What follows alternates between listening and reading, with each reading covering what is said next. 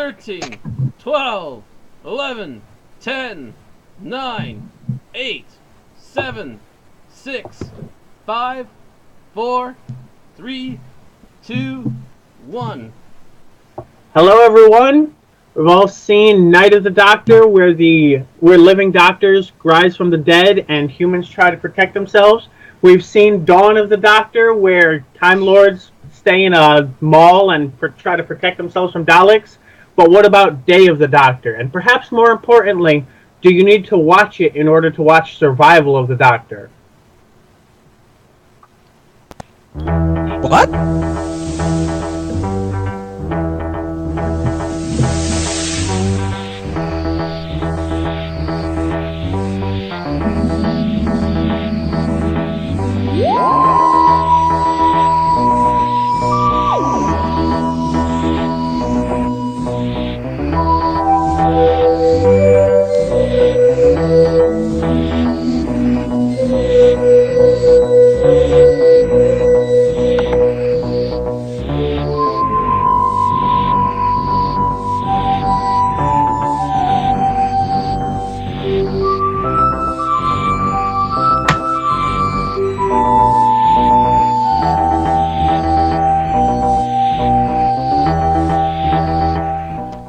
Alrighty. It's shit. I hate it. Well, Okay. everyone, it is now the day after the airing of Day of the Doctor, and as promised, here we are with our thoughts. I am, of course, the Man in Black.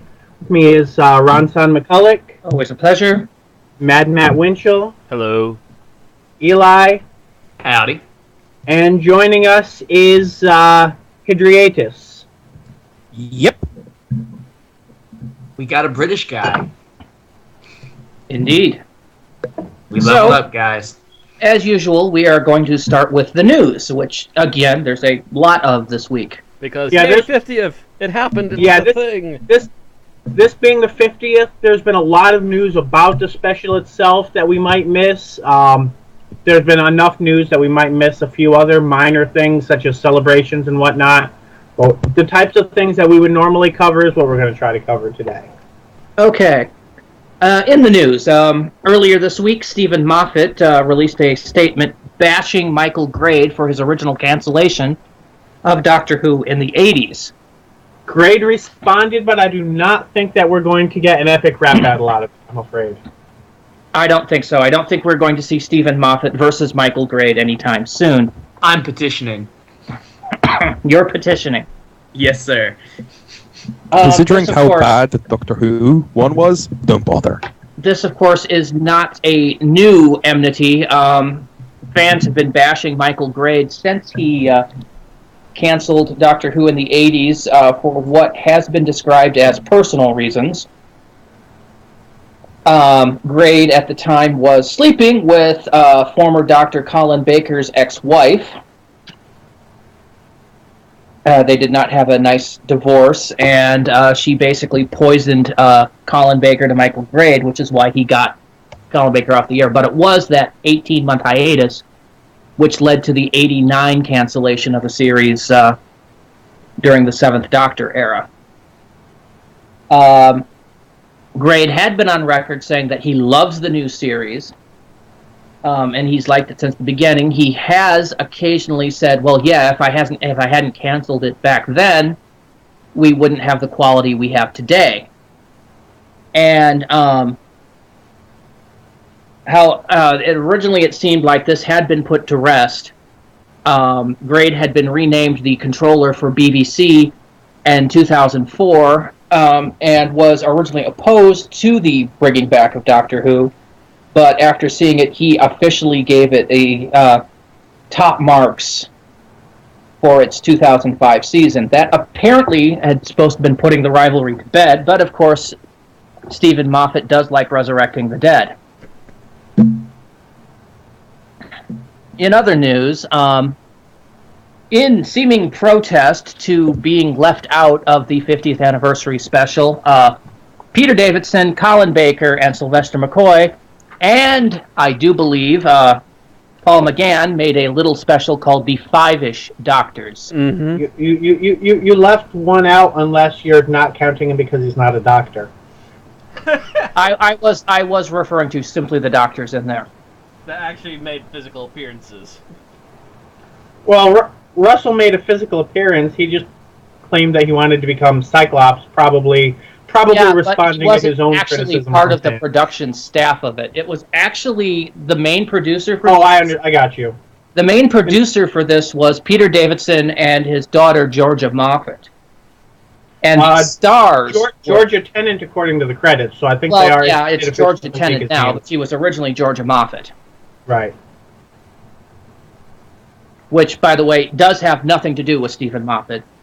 No, so it's spelled differently, I believe. No, it's spelled pretty much the same. What? It's a very common name as far as. Oh, okay, I thought her name was spelled with an E. I might be thinking of somebody else then.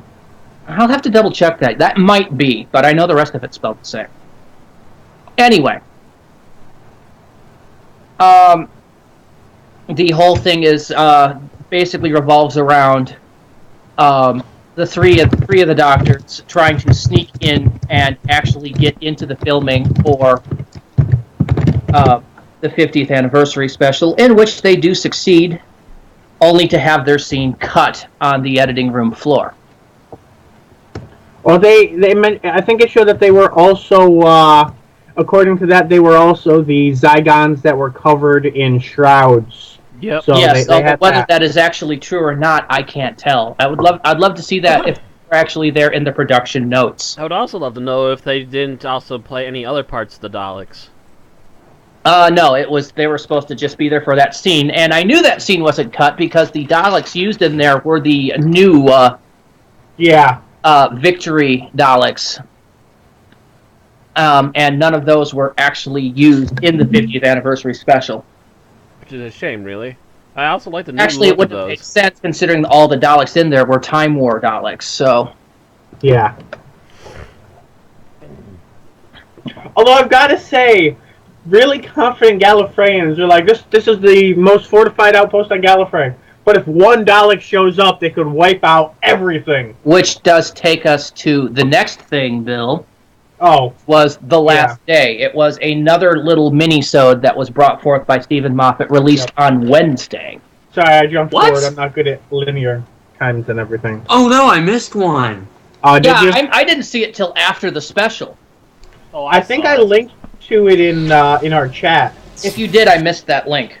I didn't catch it till afterwards. Well, can I get the impressions on that one real fast, if y'all don't mind? It's you're essentially.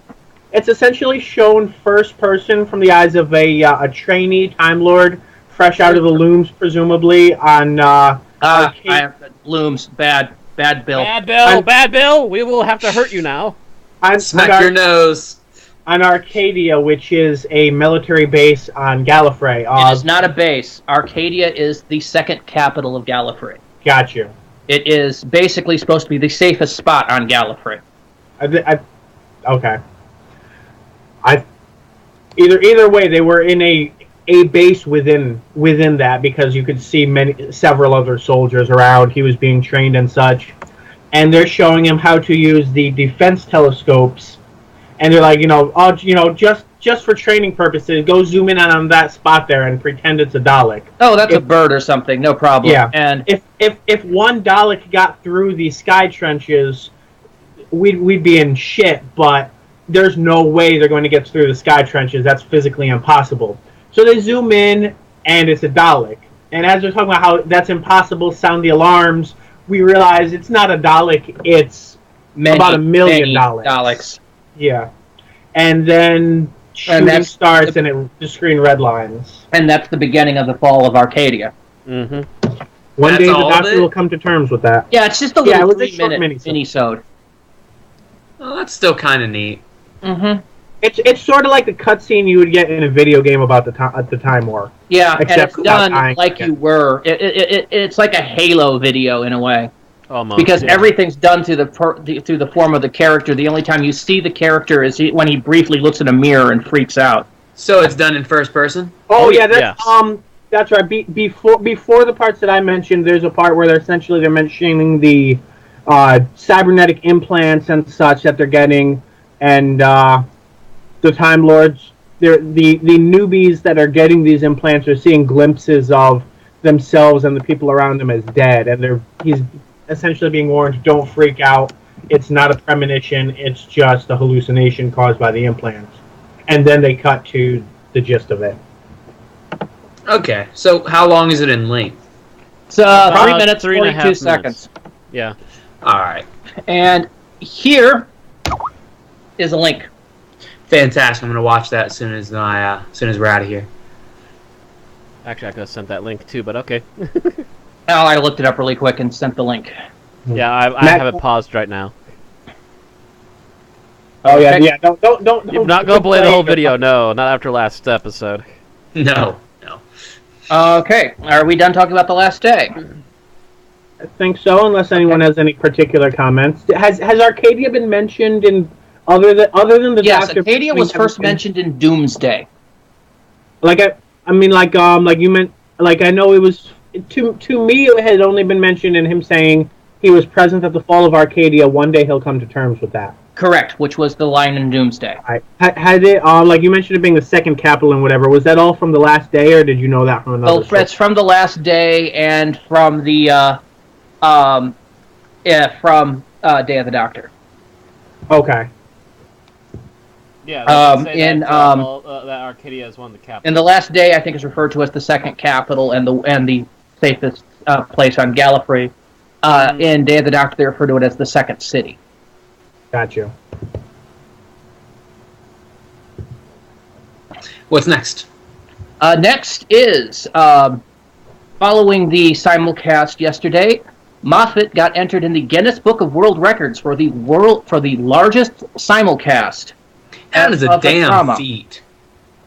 Yeah, I think that's a deserved one. Although hopefully it was Doctor Who and not specifically. Oh, Stephen Moffat had a simulcast, but Yeah, I really hope that he jumped into a very well-known brand.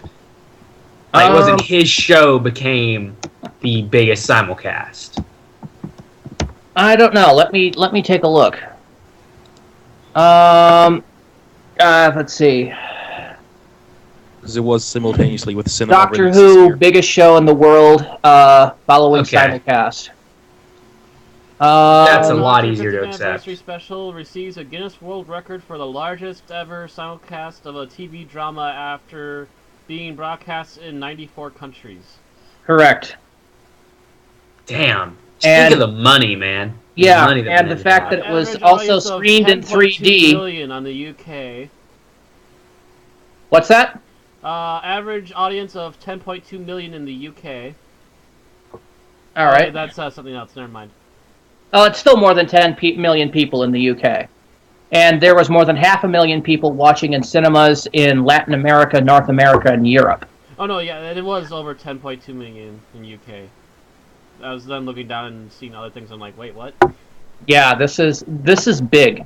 That is big. That is really impressive. The TV broadcast, the episode was also screened in more than 1,500 cinemas worldwide, including the UK, US, Canada, Latin America, Germany, Russia, and Scandinavia. And it'll be aired in significantly more than that tomorrow. Yes. It really goes to show the pedigree of the show. 94 countries. Yeah.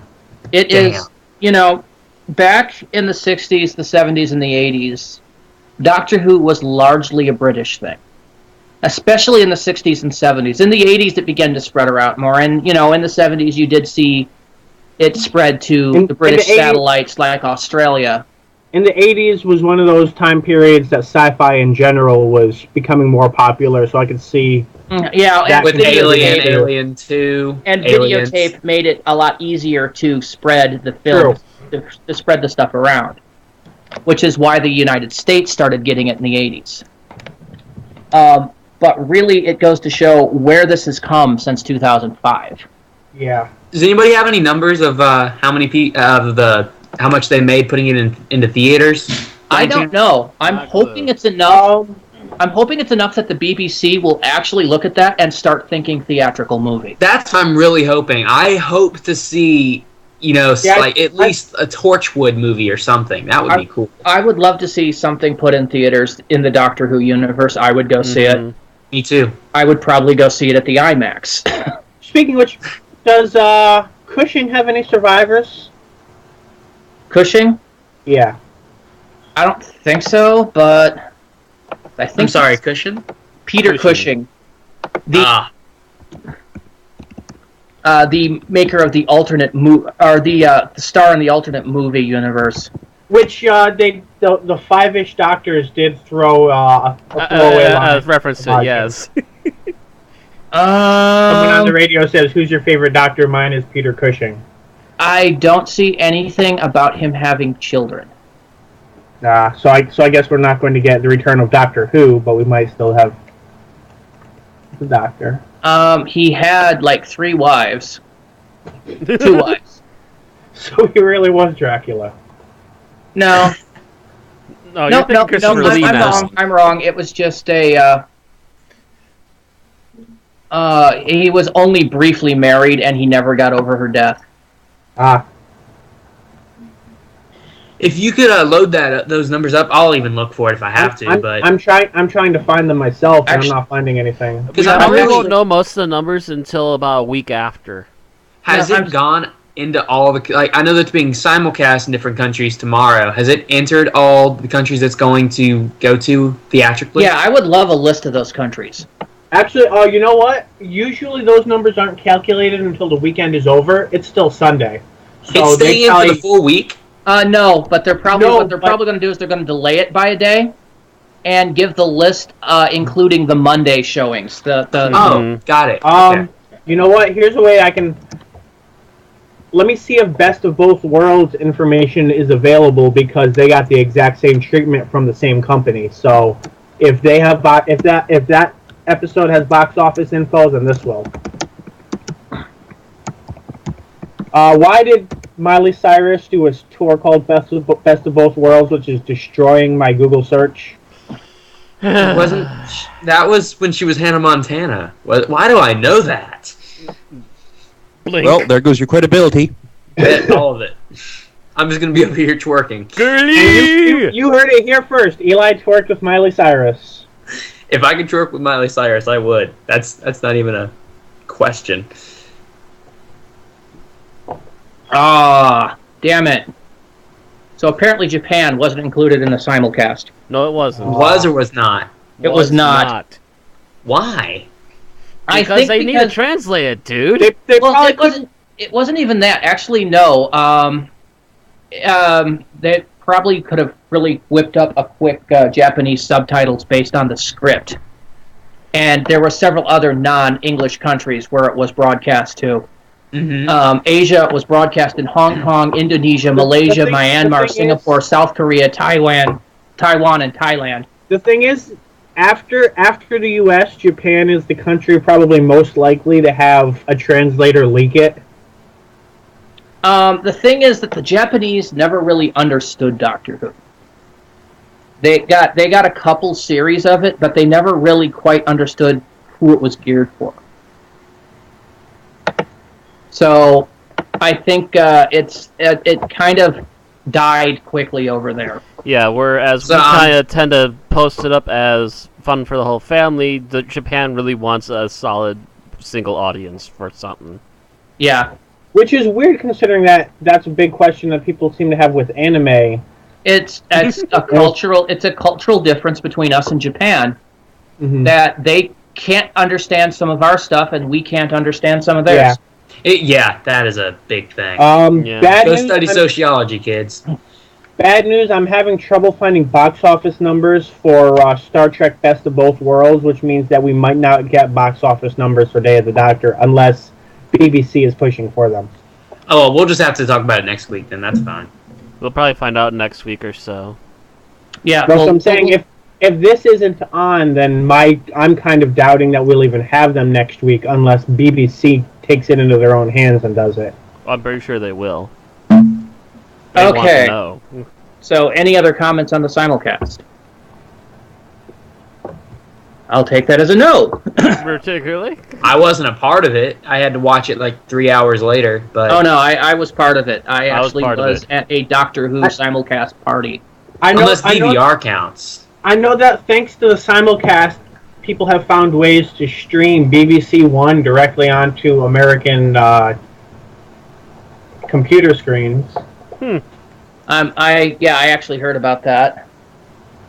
I'm not surprised with the amount that this is. I mean, this is Doctor Who, and it's big now. It's global. It's 93 countries. Yes. Damn. Yeah, a lot of them were in Africa. You know, where we keep finding new 94 episodes. countries. Yeah, maybe they're continents. trying to convince the populace to go out and dig. That's just that's blowing my mind. Can y'all think like 50 years ago? 50 years ago, the world was a lot larger place because it was harder to get that kind of stuff. Exactly. It took days, if not years, to get stuff from A to B. That was like something you would hear and you'd tell your friends, "No, that's bullshit. Go somewhere else with that." 93 countries. It took 6 weeks to do one adventure on Marco Polo. Yeah. Now it would be an hour. Yep. Pretty much. It's a completely different world from 50 years ago. And it's amazing that Doctor Who is still in it. It has stayed relevant through so much culture change. And we brought back the Zygons! I mean, if you think about it, 1963, the Beatles were just starting. So the majority they were being banned in some places for their music. the majority of rock and roll at that point was still kind of that 50s feel. That light rock. I mean, this is even before Elvis the Pelvis became popular. This is, not going over your head, are we, Luke? You British sumbitch. This is still like doo-wop and that kind of music. I'm sorry, Luke. Eli, are you being a racist bastard again? You're losing our audience, you know. Stop costing us viewers. I'm hell-bent on making sure you have like 2 viewers a week. Haha, I fooled you. We already have 6. Damn it. But, no, I mean, 50 years ago, it was light rock. The Beatles had just started. We hadn't even... I don't know if we'd even gone into space yet. I don't think so. I think the Russians may have, and we were still behind. It was a completely different world then. And Doctor Who had just started. And yes, it took a break, here we are 50 years later, a computer in nearly every household, smartphones, global communications networks, and we're still talking about Doctor Who.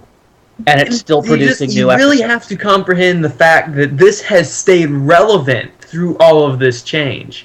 Shows like Dallas. Except for the 90s, kind of. Well, it's died down in the 90s, mostly due to douchebags and bad writing. Yeah. But it's really awe-inspiring, because you see something like Dallas tried to make a comeback, and that thing is bombing.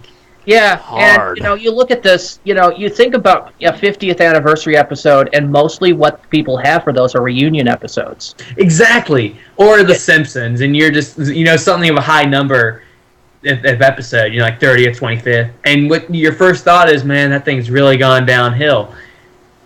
But people still love this. Mm-hmm.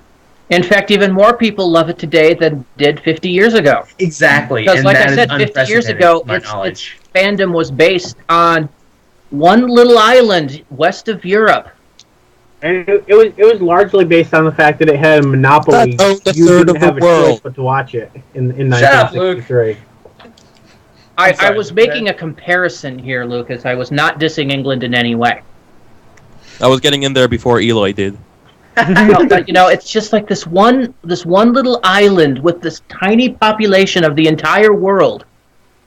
And the world was a smaller place back then, too. I don't even think we'd hit 5 billion people yet. Nope. And here we are with over 6 billion people on this planet. Aren't we at 7? And this phenomenon has hit 96 countries on 6 continents. It's, to my knowledge, that is unprecedented. That's Okay. We're waxing a bit lyrical here. Oh, I was doctoring, wasn't I? Sorry, I do that. I was waiting Sounded for like that Tom a Baker preacher in a quote to make its documentary. way into the conversation. I had my soundboard out, and I was about to play that song that always plays when Matt Smith gives a speech.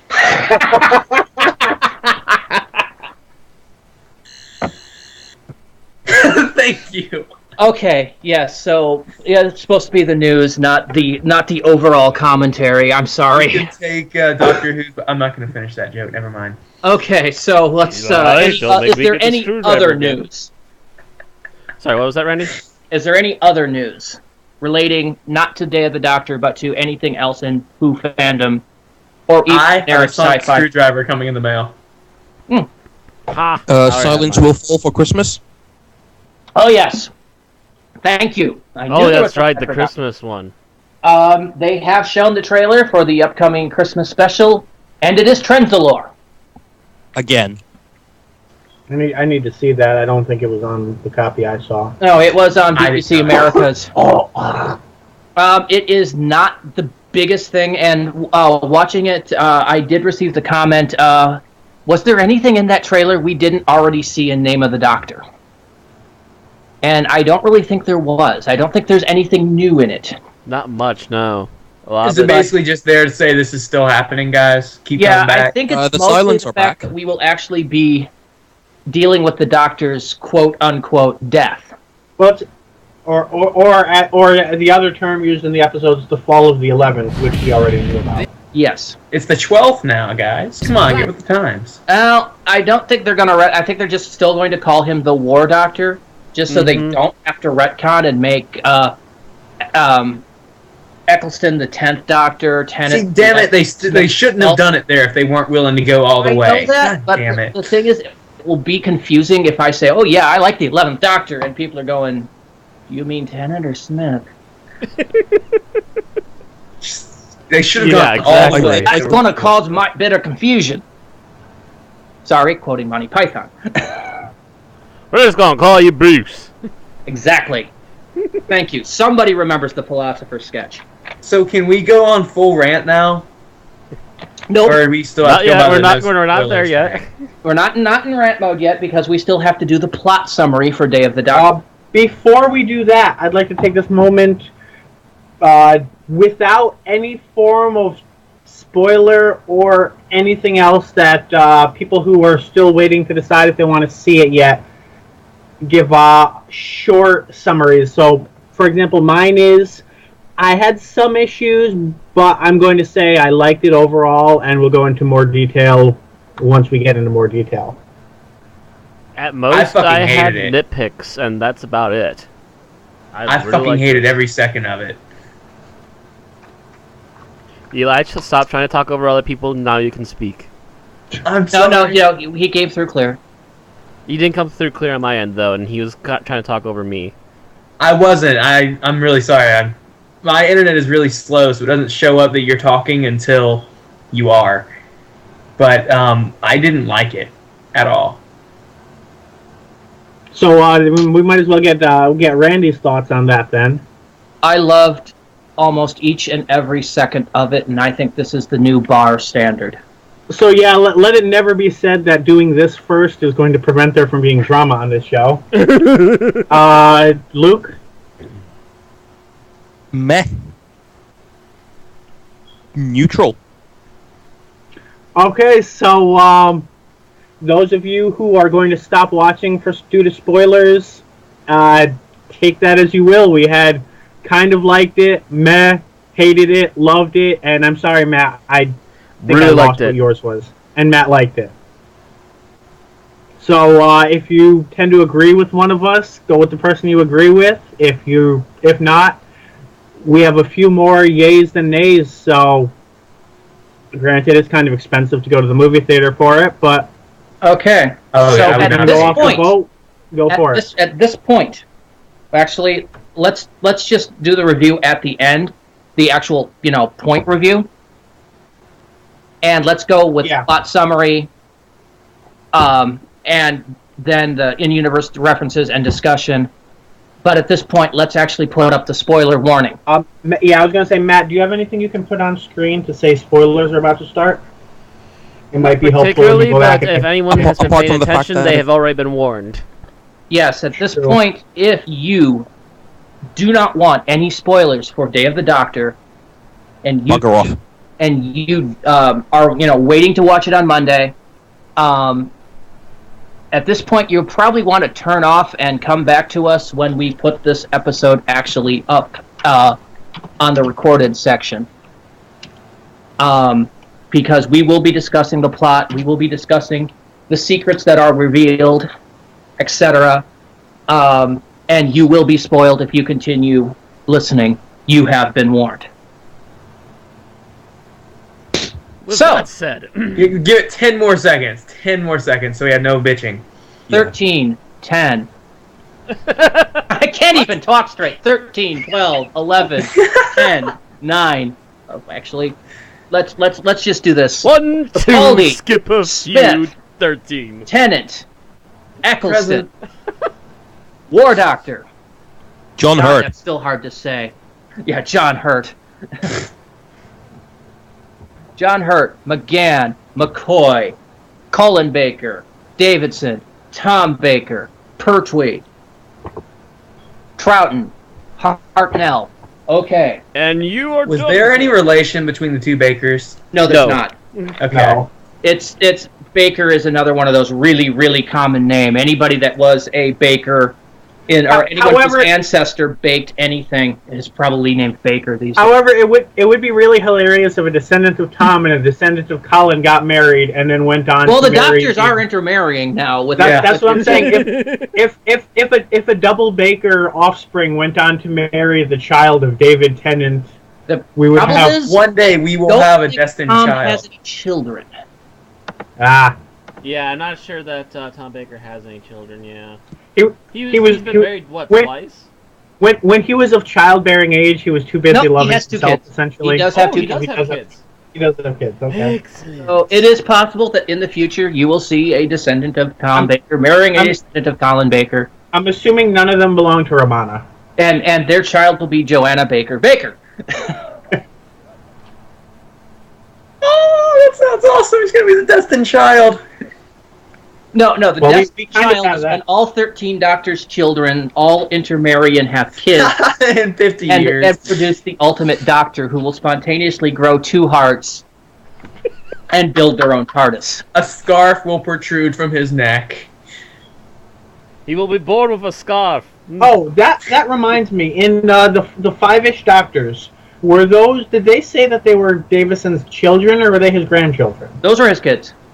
Okay, so he has kids of varying He got age. married twice. He has a kid. He has a bunch of older kids and a bunch of younger kids. Or at least those one boys older. were his kids. Gotcha.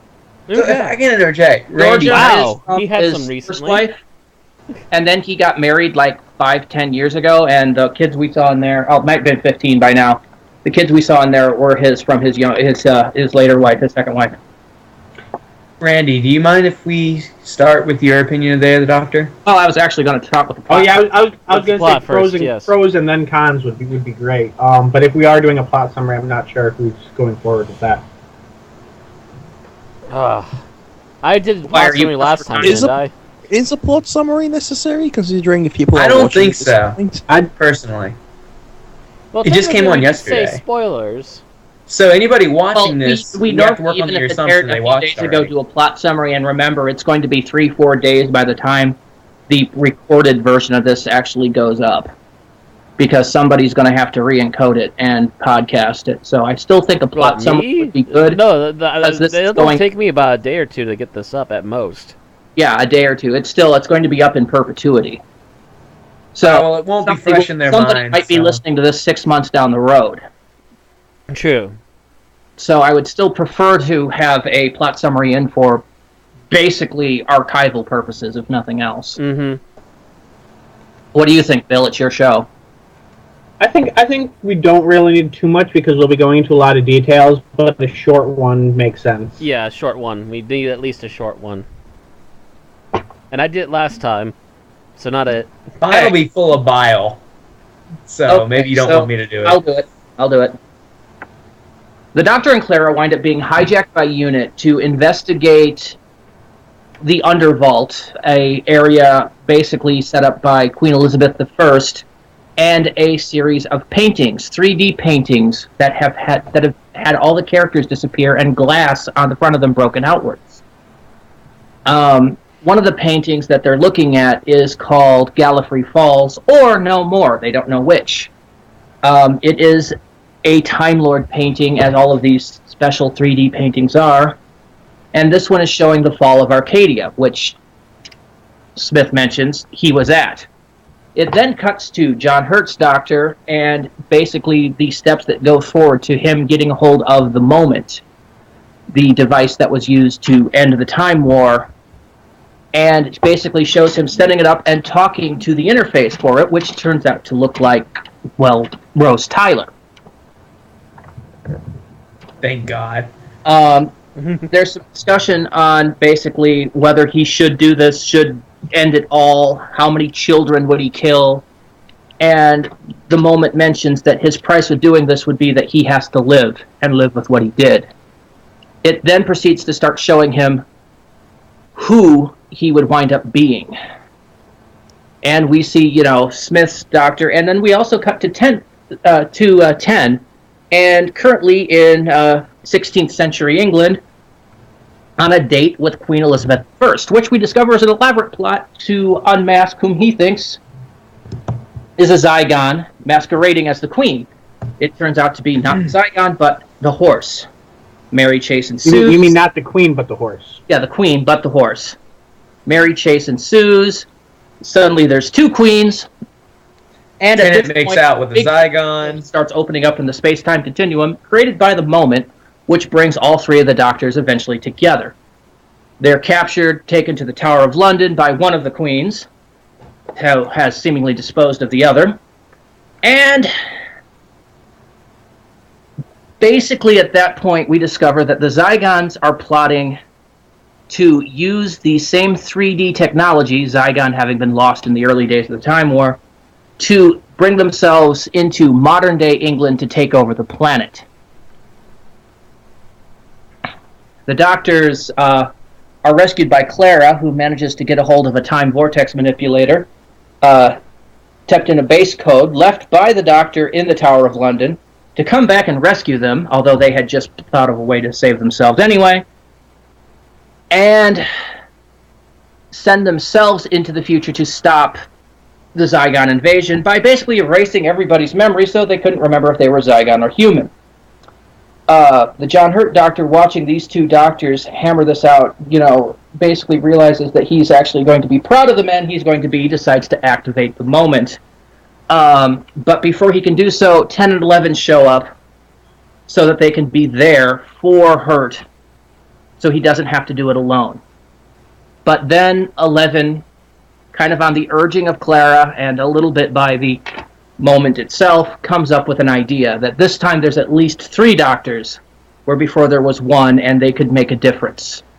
So instead of activating the Moment and destroying everything, they decide to use the same 3D picture technology to basically flash freeze Gallifrey in a moment of time and make it go away, letting the Daleks destroy each other in the crossfire. Eventually this winds up that all the Doctors get involved with this, 1 through 13. And Gallifrey vanishes, the Daleks blow themselves up, and they have coffee in a museum afterwards where they're discussing the painting. Those were teacups. I think they were having tea. Tea, sorry. Tea, yes. Sorry, I was worried about my voice breaking there. British Eventually, tea. Hurt and Tennant leave, leaving Matt Smith looking at the painting, where he is approached by somebody called the Curator, who mentions the fact that the painting's name is wrong. It is not Gallifrey Falls or No More, it's Gallifrey Falls No More. Taking this means that they're successful. Matt Smith goes back into the TARDIS with hope for the future. End of summary. I like how you saved that one big spoiler at the end. Oh yeah. Oh yeah, we're holding out to that one. That was one that we did not expect to actually be fulfilled. There were a lot of little in-universe drops in this episode. Mm-hmm. Now, one thing, since Eli was the person who did not like the episode, I want to start with Eli. What was if you had one thing or two things that you have to praise about the episode, what are they or would they be? Elizabeth's corset. That At least it's consistent. So specifically, you mean that fan service shot where we get a Tennant's point of view where he's looking straight down her cleavage? I'm not gonna lie, I paused it. But what else? What did I like? There were a few memorable lines of dialogue, and it was very fanciful. It was nice, and that's about the only good writing is the bicker. That's about all I got. I didn't like anything else. Boobs and a couple of lines. Yeah. I really did not. He is a simple man. Very simple. Why do I get Go ahead. Why do I get the opinion, Eli? You would like the show a lot better if all the companions ran around naked. Because I have another petition for that as well. Even Rory? Yeah. Well, equal rights. I mean, that would be a PR nightmare if I didn't say Rory could too. Just a random comment, since I'm watching this on mute while we're talking, since I only watched through it with sound once, and we just got to the point where yes, we do get a Cyberman in this special, and I need to bring it up at some point, so now's as good a point as any. Yeah, we got a Cyberman helmet. We were promised Cybermen, we did get one, but I think Neil Gaiman destroyed their plans to include a fleet of them because they couldn't make a fleet of his Cybermen in time. Probably. I don't think it's entirely Neil's fault either. It's the fault of whoever was trying to make those costumes. Yeah. Although at least storyline wise, there is the possibility of more of them later. Mm-hmm. Yeah, and we did get one helmet, but that's fine. There was a whole bunch of stuff. There was a whole bunch of companions that got mentioned in this. I mean, starting from like the first 3 seconds at Coal Hill School, where you see like the trustee of the board is I. Chesterton. Yeah, there's one appearance. There's one part where Clara is looking specifically at a publicity shot of Susan. But it's up on the unit board, so it's the list of. It's basically the unit's list of the Doctor's companions, aka security risks. Yeah. And they do go through, and in the credits, I think they might credit every companion. At least I saw quite a few names on there. Yeah, I saw a picture of Rory as well, by the way. I thought they went through everybody, but then again, when I looked through the list last week, I didn't know there was that many companions. Maybe there's more. There's a lot of companions. Yeah. Tons of them. And then there was, of course, the list of some of the equipment they had in the Black Vault was like previous props from older shows. I haven't gone through the Classic Who yet, but I I slowed down my DVR so it moved at a much slower pace so that I could see all the things in there, and I'm going to look for them when I go through Classic Who. There were a pair of red shoes in there that I didn't know if that was an in-universe nod or if Moffat was just taking on the Wizard of Oz. Why was there so much emphasis on shoes? It's transmat shoes. I did notice the crazy magnets from Army of Ghosts and Doomsday. So apparently Units has taken over Torchwood's old collection. Mm-hmm. Yeah, they probably went through Canary Wharf right after Jack did. Probably. Or before, one of the two. Because I know they both did. Well, they did show what happened to Jack's time jump thingy. Yeah, that was nice. And Randy and I were talking about it. We had two things to say about that. And the first was, thank you for not being a River Song cameo for no reason, because in the past they would have done that. Yep. And two is, we're thinking this was when Jack left Earth after Children of Earth, he left that in Unit's possession. Certainly possible, at least plausible at very least. It's after it's in the event of one of his deaths, and freaking Jack's the Kenny of the Doctor Who universe. So that's what I was about to say. He's about up there with Rory. No, Jack's worse because Jack can actually die and come back. Period. Not I died. No, I didn't. Or I died. Now I'm back as an Auton. You know. Jack did the same thing as Kenny in taking on an Eldritch God simply because he couldn't die. Yes. Mm-hmm. Pretty much. Take out my life force. Well, there goes that Eldritch God. Still waiting for Satan to come back. But yeah, there's a lot of. I was actually looking to see if there would be a reference to Bessie, and there wasn't, which kind of disappointed me. Yeah, that is disappointing. Oh yeah, that would have been nice. Especially with Kate Stewart. The Doctor has known to leave the car with the Brigadier, therefore Kate would have inherited it. Probably. I don't think we even saw Bessie in Battlefield, did we? Yes, we did. Yes, we did. We did. Yeah, we rode in it. Mm-hmm. Was the first time we'd seen it since Five Doctors. Mm-hmm. I know for a fact they wrote it in that they episode. had the I lessons seen they that changed episode it to 7. Speaking of Five Doctors, we never mentioned the Shada footage or Shada footage in the Five-ish Doctors. It's the same footage they used in the Five Doctors. Yes, it is. That's just why they said the 5-ish. The exact same footage. So, Hello, I Randy, cannot be contacted right now. I'm apparently in limbo again. But they didn't use Wax Tom. Randy, can I get your pros? Oh, my pros. I'm Where really do I interested in Randy's opinion. Start. I loved the way Tennant and Smith played off each other. I thought that was absolutely beautiful. The fact that I love this episode to death, though my own personal fan fiction work has a good chunk of it lying in flames on my floor, still it is a good sign on how much I like this. I like the fact that it has basically set Doctor Who in a new direction now. Whereas before, Doctor Who, since 2005, has been written as this sad, lonely man who is, basically struggling against odds to, save the universe, or out of guilt for what he had done during this war. That's all gone now. And now he's, basically he has a goal to drive for, and he has hope that he's not the last of his kind.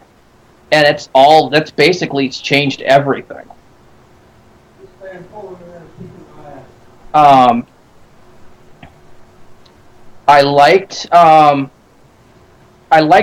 basically have seen this 3 times now, and I did a plot hole check. And other than they kind of jumped from where they were in Name of the Doctor to this one, without really telling how we transitioned, there were no actual plot holes. It all made sense. Yeah, I kind of noticed that too. It's like, well, it would have been nice if they would have explained that, but you know what? If that's all major to me, yeah, I think the biggest plot hole I saw was her becoming a teacher in such a short time. But then again, substitutes have been known to. Then again, look who the trustee of the board is, Bill. Yeah. And all she needs to say is the Doctor, and I'm pretty sure she'd be hired. The Doctor sent me to be a teacher here. Who? The Doctor. The Doctor. Oh. She's welcome. Oh, Ian, I remember you. What? Yeah, remember that little time with the mechanoids? The mecha... What? Just watch him collapse I'm pretty sure with Ian Chesterton leading the board there, she was a shoo-in for the job, whether she was qualified or not. Okay, yeah. Probably. I can take that. So, Randy, anything else? Oh, I like John Hurt's rather gruff, grouchy portrayal of his Doctor, his new one. I liked how with Tennant and Smith kind of having a 2 and 3 snipey relationship. How Hurt pretty much fell into the first Doctor role. Yes, that's true. Yes. All he was missing was the line. So you're my replacements. Yes. Yes. I love the little throwback scene where they're in the TARDIS and suddenly the desktop pattern glitches and they're back to the old roundels. And those were the old roundels. What are the round bits? I don't even know. Those were like the second and third era roundels. I'm just like, yes. So that was basically Ken's console with the classic background, essentially, right? Yes, more or less. It was Ken's console without the color. Yeah. It was essentially supposed to be Hertz TARDIS, I think. Yeah, it was supposed to be Hertz. Because when they did the later episode where they had Hurt regenerating, it was the same background again. Yeah, that's something I wanted to catch on my second walkthrough. Was it was essentially Ken's TARDIS without the blue. I missed those round bits. Do you even know what those are for? I have no clue. At the same time, I was a little annoyed that there wasn't a redesign on the console, even a makeshift one for Hertz TARDIS. But I hope. Oh, and speaking of which, you guys noticed that the unit, I think it was a unit building where the TARDISes were parked, had something that was essentially the roundels on the wall. Yes, but I think that was in the gallery. That was in the gallery. Yep, yeah. that was the gallery. And if they're keeping everything else hidden down there, if they were using it to keep Time Lord paintings, I could have seen why they would have put roundels in there. Remember, Queen Elizabeth I saw the inside of the TARDIS, so. Mm-hmm. Yeah, not entirely surprised. That didn't bother me at all. Nope. Oh, God. I loved a lot of the dialogue. Yes, the dialogue was sharp. There was a couple of Stephen Moffat tropes that bled through. But at least they didn't linger on them. They didn't linger on them, and the rest of the material more than made up for it, in my opinion. Mm-hmm. I actually liked the fact that Billie Piper, arguing the fact that they wanted Billie Piper in there for the 50th, she wasn't actually playing Rose Tyler. Yes. Because, yeah, I was in a Because if that was really going to be Rose Tyler, it'd be another major groan. Yeah, actually, that's what I was going to mention. I was watching this in a group of people, and when the name Billie Piper came up on there was a collective groan from nearly everyone I was sitting with, and I think somebody's like, not again. I wouldn't be surprised if that came out as Sarah, but... No, it wasn't. It was one of the other people that we were watching it with. And if the thing is, if it was Rose, they would have had to do another Superman memory kiss on her, because her seeing another companion and not being insanely angry and jealous over it and it affecting the future of the show just would not have worked. Because at this point in their relationship, she was extremely, pretty much, at the tenant point of the relationship, she was pretty much extremely jealous, even and possessive, with the knowledge of Sarah Jane. Mm-hmm. It would not have worked very well. And having her here as basically the moment, she was kind of a Deus Ex Machina, but at that point you are talking about a device created during the days of Rassilon and Omega. Basically, you are talking about a really, really ancient piece of Time Lord technology, which was so smegging powerful that they had to lock it away in a high-security vault, lest it actually judged the Time Lords themselves. To mention the fact that we've actually mentioned the moment before in the actual series, so we can't complain that they didn't warn us about it. Yes, that's correct. The moment we knew it was End of Time Part 2. Powerful. Mm-hmm. It is an insane. I mean, it is basically on the same level as the Hand of Omega. And it does kind of make sense that something like that, the first thing that it would sense as something being part of the Doctor's time stream is, the time when a companion merged with time itself. Yeah. Yeah, that's kind of like a big glowing sent notice of herself around time and space. Mm-hmm. It's like, oh yeah, there's a timeline, there's these little glowing Christmas tree lights, and oh my god, is that the sun? Yeah, let's go take a look at that. Oh, wow. Yeah, I think I'll use this for a swarm. It looks cool. Yeah, so basically, if this isn't what he has seen already, him or the others around him will know what this is. So let's use that. So we're pretty sure Eli had no complaints. I don't know. It's for me. That was kind of like, okay, that works for me. It works for me. I'm actually fine that it works. I felt like they could have done a real cop-out and gotten Rose Tyler as Rose Tyler to be there, and that would have upset me more. Yeah, that's the thing. It would have been it would have made more sense in story that if Billie Piper was there, it was Rose. But at the same time, it would have really been impossible to wrap this up without some sort of ridiculous contrivance. Mm-hmm. And to be honest, Billie Piper's acting role at the moment, I actually kind of liked it. Mm-hmm. It was very against her usual trope. Yes. It was interesting. During Name of the Doctor, we talked about how River was played down and not as bombastic and such as usual. And compared to Rose, I would say that's sort of what Billie does here as well. She has a bit more of a laid back, a more serious, less loud role than normal, less flashy. Flashy is mainly the word I was looking for. She isn't there to eat the scenery. She's there to further the plot. Oh no, she eats the scenery a little, but it's in a different way than she used to eat the scenery. Rose became very "What about me?" and that began to really eat at me on that character.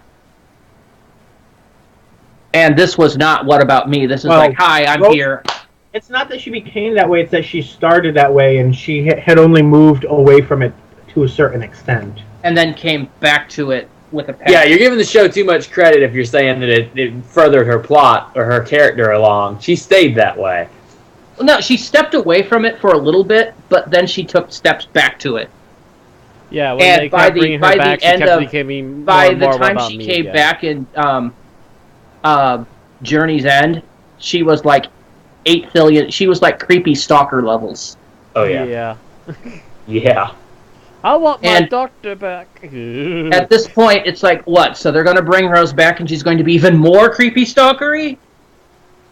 No, I'm sorry. I'm not going to deal with that. And instead, they basically had her play the moment, and I just thought that was freaking awesome. Because it was her completely liberated from playing Rose Tyler. It was just, hi, I'm the moment, I'm here, I'm badass. And she's playing a genie. She really is. She's playing a monkey's paw genie. I don't think she had quite as many teeth as she used to. She used to have way I noticed too many that. teeth. She wasn't horsey teeth as she was back during End of Time. That was my one big physical complaint, was that she had way too many teeth. And are you people telling me you stared at her face? She did a lot of these giant grins, which the screen used to zoom in on. Yes, they used to really zoom in on her smile a lot. Yes, that's the London look. Yes, Eli, some of us have girlfriends or regular access to porn.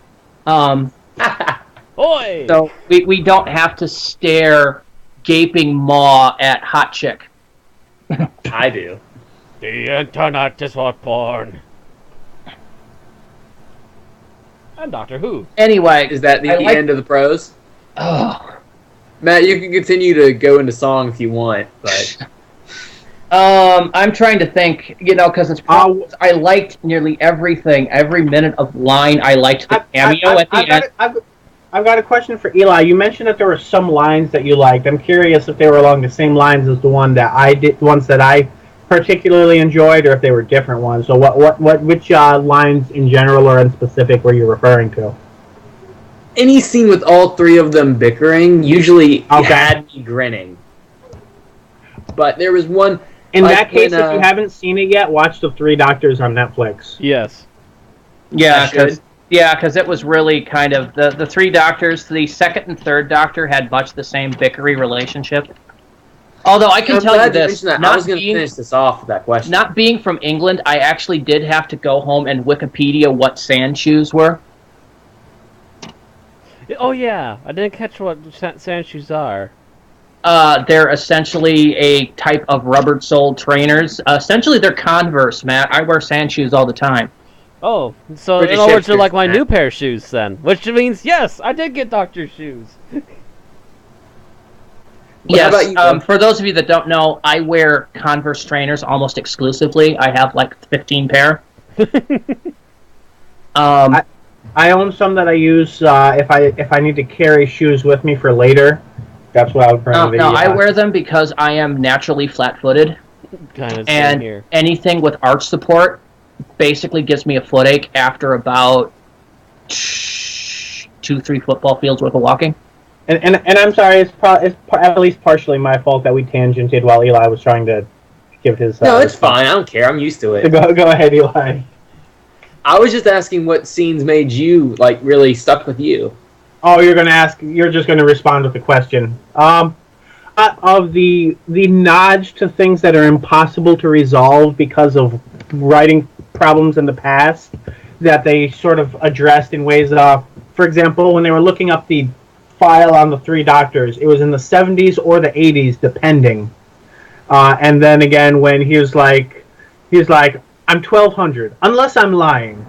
I don't even remember if I'm lying. I liked that a lot because I used to look up how old the doctor was, and it just kept coming up with he might be they lying. have all kinds of crazy the numbers. last time we got an honest number was when he and the Ronnie were both 953, and that was in the 80s. And since then, we've gotten nothing but back and forth. Different Yeah, numbers. he suddenly shot back to being 900 years old in the 9th Doctor era. And then he became 904, then he became 900 again, and then started No, aging. no, that was 900 approximate. He's been aging regularly using 900 as a benchmark. So that now he's 1,200 and some. Although I should still point out, well, okay, there's going to be an argument that this is non-canonical, but the 8th Doctor at one point did declare that since he had forgotten his real age, he was going to use the TV movie as a starting point and consider himself however many years had passed in character for him since then. That's non-canonical.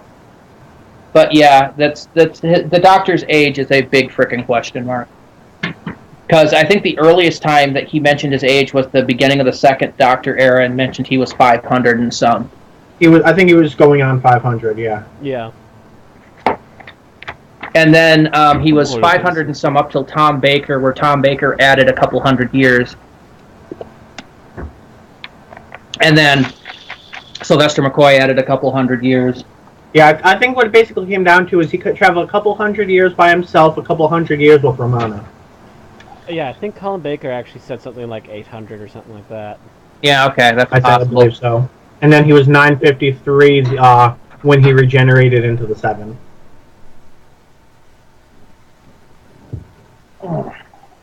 Gosh, when y'all go back to that old stuff, I have nothing to contribute.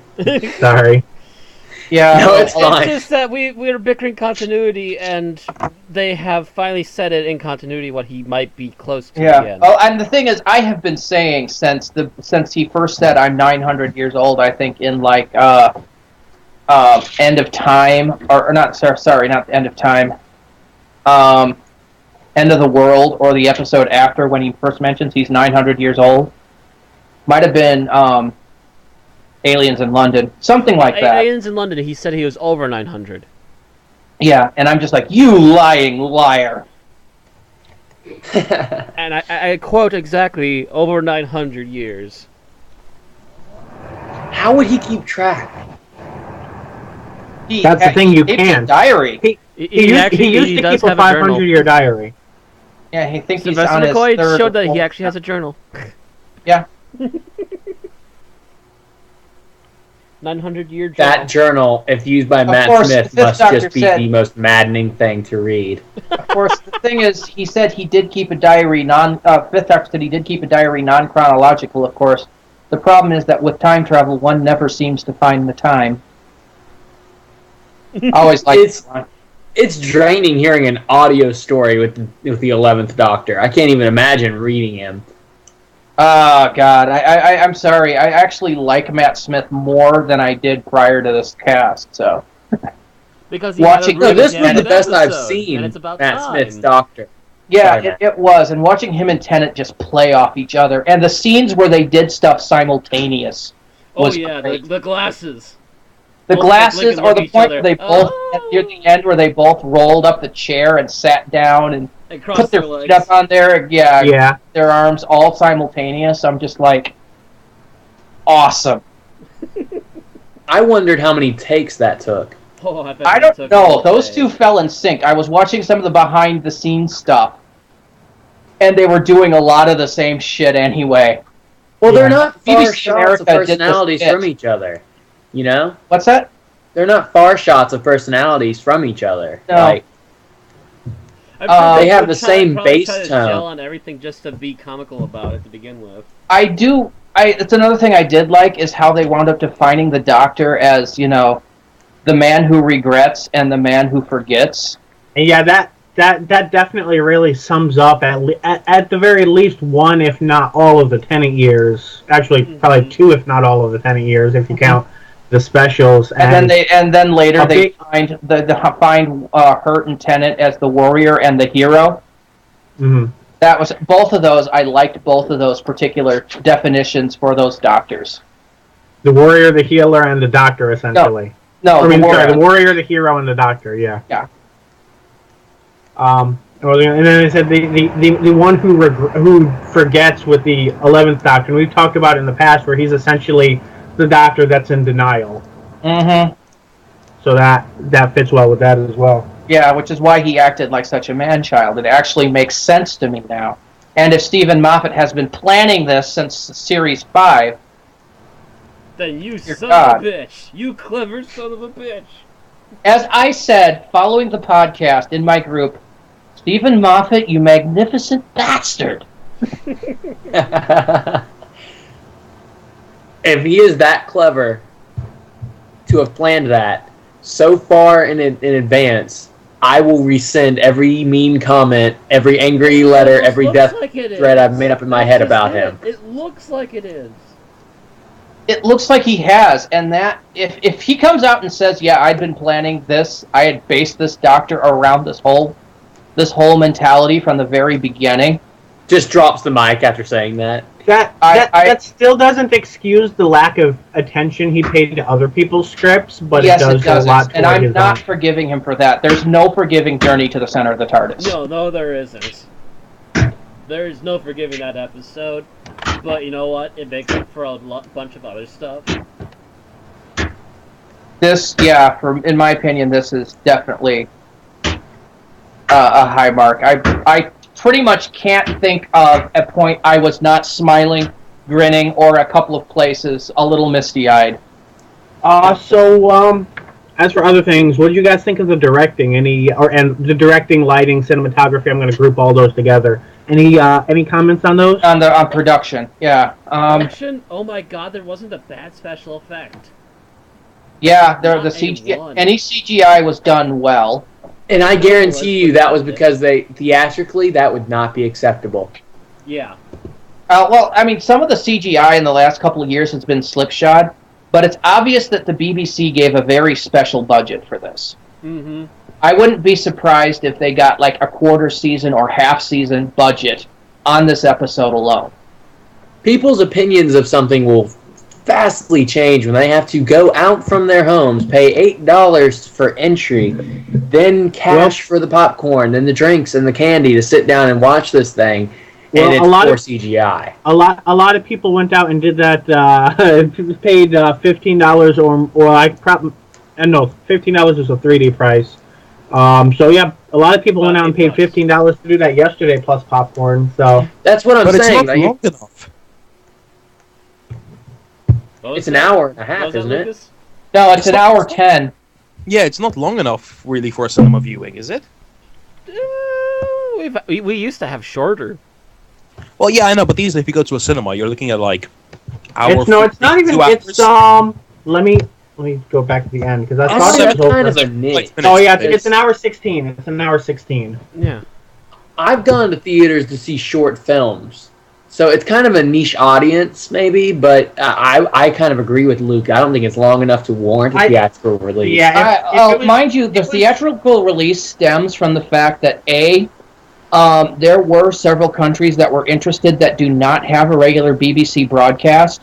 They tend to get the syndication a couple of years out, or a few months or a couple of years out of sync. And they wanted to do the simulcast, so they wanted to have the ability to do that. And B, they also filmed this in 3D. And I can tell that from the scenes given. And I really hope it doesn't hurt my eyes too much to watch this tomorrow night, because I do intend to. If it does, Bill, you need to double check to see if you need new glasses or something. I need new glasses anyway. I already know that. But I know my 3DS, I can't watch more than 2 seconds without having. And part of that is if you have if you need prescription glasses and yours are not up to date, it can cause 3D can cause an eye imbalance that can give you headaches and migraines. I have proven this theory. I don't have the headaches. I have proven this theory with my girlfriend. She used to have the same problem going to 3D pictures, and we got her glasses, and the only problem that she has now is the fact that both pairs of glasses on her nose makes her nose hurt. Yeah, pretty much. And I don't get headaches from 3D, but I do notice that my 3DS, I have a problem trying to get some of the 3D to synchronize right, but that's another story. And I have issues getting the bloody 3D glasses on. And Lucas, I noticed you were gone for a bit. When you came back, we were talking about the production quality of the special, if anybody had any comments on that. So far, we've got mostly positive responses. The directing, the cinematography, all of that grouped in together. Any comments? It'll just come down to what my main issue is, where for the 50th special, it didn't feel special. It just felt like a standard episode you get at the end of a season. Except that this would have been a two-parter. Yeah. But it didn't really strike me as anything that special. I don't know any place you could have easily broken this into a two-parter. I don't know at all. No, it wasn't long enough to be a two-parter. Yeah, you would have had to add at least an extra 30 minutes. It would have almost had to be as long as the movie. Lucas, question for you, sir. Oh boy. Have you seen the 3 Doctors or the 5 Doctors? No. Okay. Because really, those were the standards to look for anniversary specials before. Oh, you forgot 2 Doctors. I'm not referring to the 2 Doctors. That was a production line episode, Matt. It was still special. It wasn't really. It was the 2 Doctors. If you're going off that, Silver Nemesis would be a better benchmark, and let's not. Yeah. 2 Doctors was John Nathan Turner attempting to grab ratings during a failing season, Matt. But no, the anniversary special episode that we've had before was 3 Doctors and 5 Doctors. Yeah, I will not include Silver Nemesis in that because that was actually also a mainline episode. It was not filmed outside of their production block. Whereas 2 Doctors and Silver Nemesis were both filmed in the production block, and 3 Doctors and 5 Doctors got separate budgets for their event. So, Luke, you didn't think, this didn't feel to you like anything extra special aside from the last season episode? Not really. Really? Then again, it's probably just a personal gripe, but yeah. But no, if you look at 3 Doctors and 5 Doctors, they're both pretty much an episode. No, I know what I mean. But the thing is that most of the specials are just episodes. I mean, I was just expecting something ridiculously special for the 50th. So you were expecting you had too high hopes. You were expecting You were expecting like the end of time, but with the budget that we got instead. Am I right? End of yeah. I suppose I was looking more forward for a slightly bigger budget, but whatever. Well, they did have a fairly good budget. BBC is under a budget crunch. But this is actually half the length the end of time was, because that was 2 long episodes. Mm-hmm. Well, actually, I'm like, this is 76 minutes. It has less credits, and I think what's the norm? 44 minutes, something like that. 42 minutes. 42. Really? Yes, so that's why there was an episode in the 3rd Doctor era called 42, because 42 is the average length of a Doctor Who episode. And I think End of Time was a 60 and a 75, if I'm right. I'm something like that, yeah. So this is the length of the longer End of Time section with less credits, as compared to being the full 2-hour thing.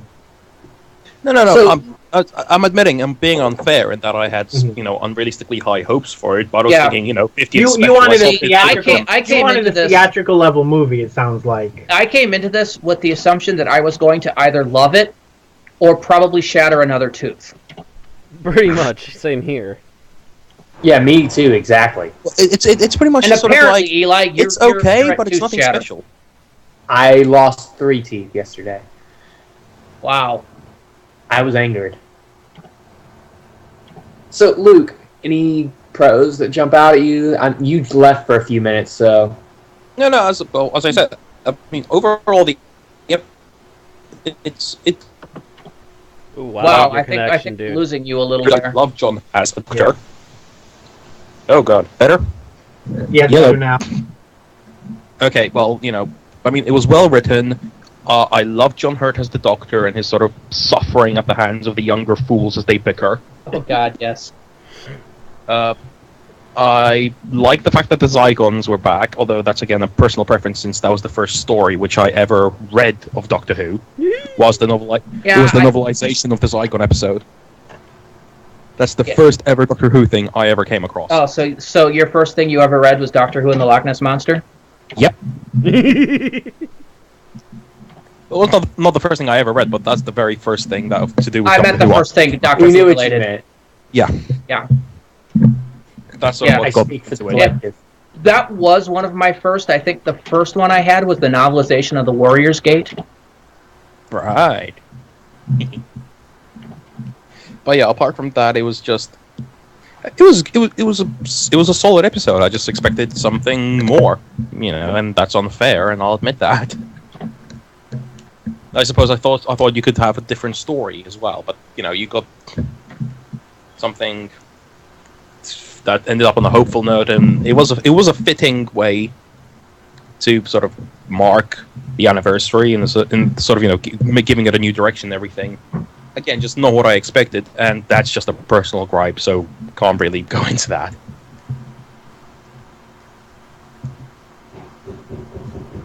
All right, Bill. I think you mentioned what you liked. Matt, what about you? Oh, what did I like? Well, there's a lot of things we mentioned that I quite liked. Definitely loved the almost 1, 2, and 3 remake with these guys. Mm-hmm. Was a really nice touch. We did get our regeneration between War Doctor and 9. That's sort of. They still couldn't get Chris for it because Chris saw his cameo part in that and just said no. Well, what we Damn did you, get Chris. is at least a little bit of a still image of him that he was starting to turn into, though.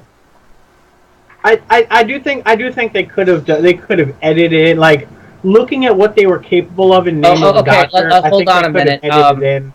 Eli apparently will have to leave out soon, so let's actually get his entirety thing. He wants to vent. Let him go. Yeah, I agree. Yeah, So, turn down your volume, guys. And then you can leave, and I will tell the audience every reason you were wrong. But go ahead. Now, here's why Eli's a fucking idiot. But I didn't like. It seemed like it messed with the continuity too much for me, for what I like in the story. I feel like it messed with the Doctor's character, and that's in that I like the character of I screwed up. This is my repentance. That's what I like about the Doctor, or the Doctor I've experienced anyway. I'll see if that changes when I watch the classic. But I didn't like. Shoot, I had a whole list about this yesterday. Should have wrote down. Well, you see, that would require me writing, and I'm American. I don't do that. But Lazy. Exactly. Eating bacon. Bacon. Was it? Anyway. I felt like they underplayed Clara. The Elizabeth thing was awkward to me. The whole thing with Queen Elizabeth. Oh, that was. I think that was intentional. It's supposed to be awkward. Oh yeah, the Doctor's also the King of England. Jesus Christ, guys. Yeah, they had to deal with it because it was an RTD end line at the beginning of End of Time Part 1. It's like, got married, good old Queen Bess.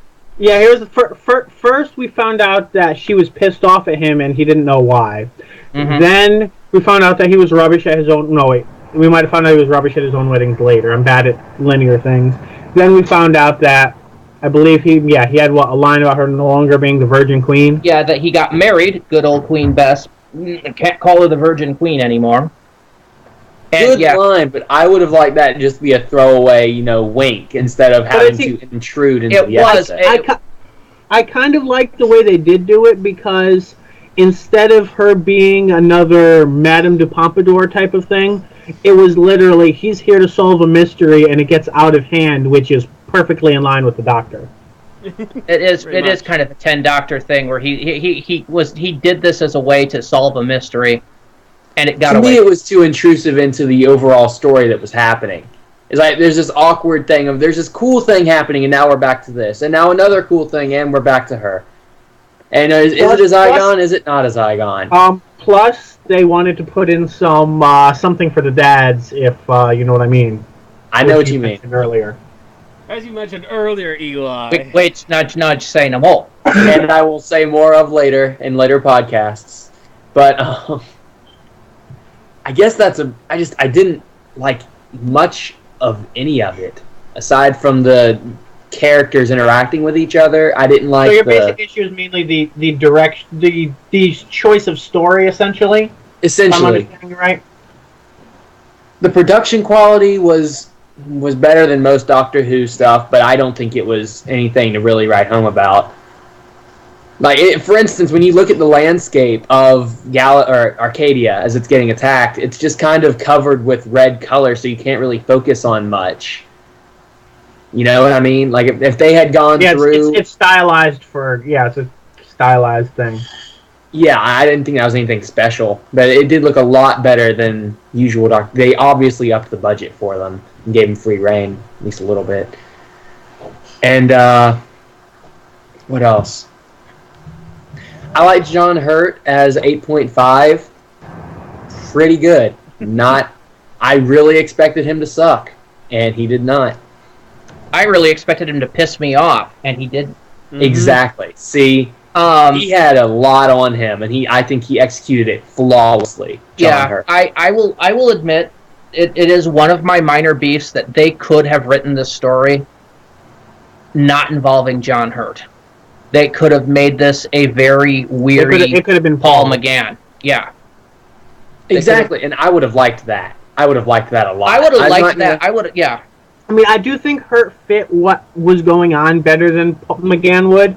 But then again, if they had McGann like grow out some facial hair and be extra gruff and angry, it probably would have worked just as well. Maybe not personality shift instead of a new regeneration. That one of the early scripts, they had him look at it, and McGann just said, no, that's not really my character. But then again, apparently Moffat has been quoted as he's wanted to make a, quote, Mayfly Doctor for a while. And yeah, I'm not quite thrilled with that concept. But I'm dealing with it. I think that I still like the episode in spite of that. Though, one more positive that I should have mentioned when we were talking about pros, I liked the little moment with the curator at the end. That was nice. Yes. That was. I have not brought that up yet. I was trying to bring it up, but I got transitioned on. and I also got transitioned on. Well, would y'all can talk about it if you want, or I can. Go ahead. You've got like what, 10 minutes left? Yeah. Yeah, it was a big. And I thought that was cool. Yeah, it was unbelievably awesome. So there's all this cool nerd stuff happening. Sorry, Matt. Sorry. Go ahead, Eli. There was all the cool, nerdgasming happening because all the doctors, oh my god! And then it's like we were all calming down. Nope, back to the nerdgasms. Straight nerdgasms all the way through. We brought back teeth and curls for an actual showing. And he imparted some wisdom, dropped the mic, and left. And he got what he always wanted, to be the future of the Doctor. Yes. So, I wanted to ask y'all, with them mentioning the 13th, or whatever number he is, at Peter Capaldi, during the hiding of Gallifrey, or Arcadia, whichever, does that mean that there's no more past 13? Because it says all the Doctors, and it even features one of the future incarnations. The time, well, that's the most recent shown there, plus at the time, the Time Lords could not conceive of somebody whose name wasn't Rassilon going beyond 13. Whether or not he goes beyond it, we're going to find out how and why. But would he not have had to show up at that instance? Because they even pulled in one of his future incarnations. So if there's any past the 13... They didn't really pull in anybody. Basically, the way we figured it out is that Tennant or Smith sent a message back to the First to start this calculation, and it brought all the TARDISes, all the Doctors here at a specific point to deal with this. And so the 14th was an asshole who didn't want to come? No, that's the thing. They only needed 13. They only needed 13 to do it, and as far as anyone knows, there's only 13. Mm-hmm. Yeah. So, for example, in the Five Doctors, the villain is essentially scooping up every doctor. He finds the first 5. He doesn't necessarily find 6, 7, 8, 9, 10, 11, 12, and so forth. Mm-hmm. All right, I'll accept that. And it's in the Three Doctors, Gallifrey is under siege, and they basically pull doctors out of their time stream. They pull out first and second. They don't really need fourth, fifth, and on. Or they don't have. I would argue, based on that story, that's more they don't have enough power to. They don't have enough power to do it. Yeah. Here, basically, the calculations that had started with the first got done by Capaldi's time. So Capaldi goes back and finishes the data, sends the finished data to Smith and the others. So it tells them where to go. Tells them the positioning. I'm not 100% satisfied with that, but I'll accept it. Basically, the point is you're never going to get a special with all the potential doctors because, who's going to know, 7 years from now, we're going to select this actor who's currently about, 5 years old. Be like, yeah, well, that would mean a 12-year-old doctor, but yes. Where's that show? Yeah, adding Capaldi was only possible because they know Matt Smith is stepping down next month, and Capaldi knew that. And because they knew fans already knew, because if fans didn't already know, they would not have risked it. Yeah, they would not have used it. They would not have broke street, so to speak. Where's the show with the 12-year-old doctor? I want that. Alright, Nerd Rage over. Nerd Rage over. It's simmered out now, by the way. I had 24 hours. That's generally why we tend to wait about a week before we do these kind of things. Is so we have a chance to take a look and then take a look again and kind of approach it from a different sideway. And sometimes that means that I hate a show that I liked before. So, yeah, Asylum of the Daleks, I liked it in its first. Hang on a second. Showing. The first time he saw it, he really liked it. But then when he came back to it the second time before we did the podcast, he nerd raged. Nerd raged big. Okay, sorry, back. Just had to inform somebody their phone was going off. Still missed it. Anyway.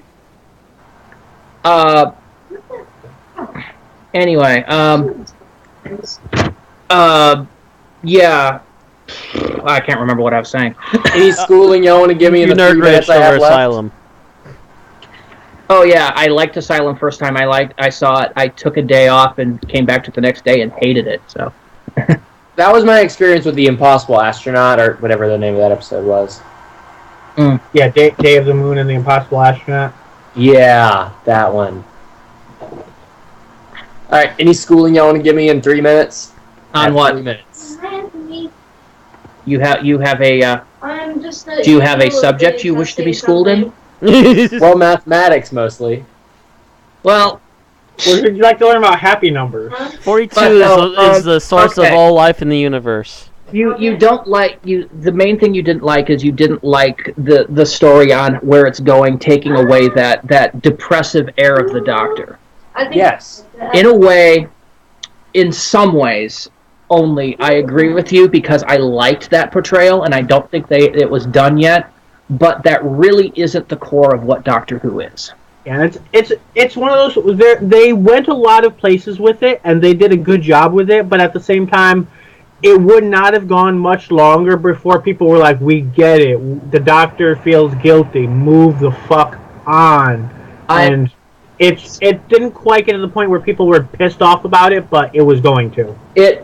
That particular phase of the Doctor was the new paradigm that was added by Russell T Davies in 2005. Yes, he's been on that whinging, it had never been a feature of the show. The last one for 6 seasons. It had okay, on that note, Luke, you are officially the new frat boy personality of this podcast until I return. I have Sheriff D. I just did the Holy Cross with my hands. You can't see it. I'll see you guys next week. Okay. See you later. Thanks for having me. Yeah, it's the fact that it had never been part of the original 26 seasons. Then Russell T Davies came in and basically added the Time War and added it, and that was the new direction for Doctor Who. And I always think Stephen Moffat has felt a little hamstrung by it. Mm-hmm. And this was his way of basically it's his ultimate fuck you to RTD. Except he did it in a way that kind of rounded out and addressed RTD's story. It's why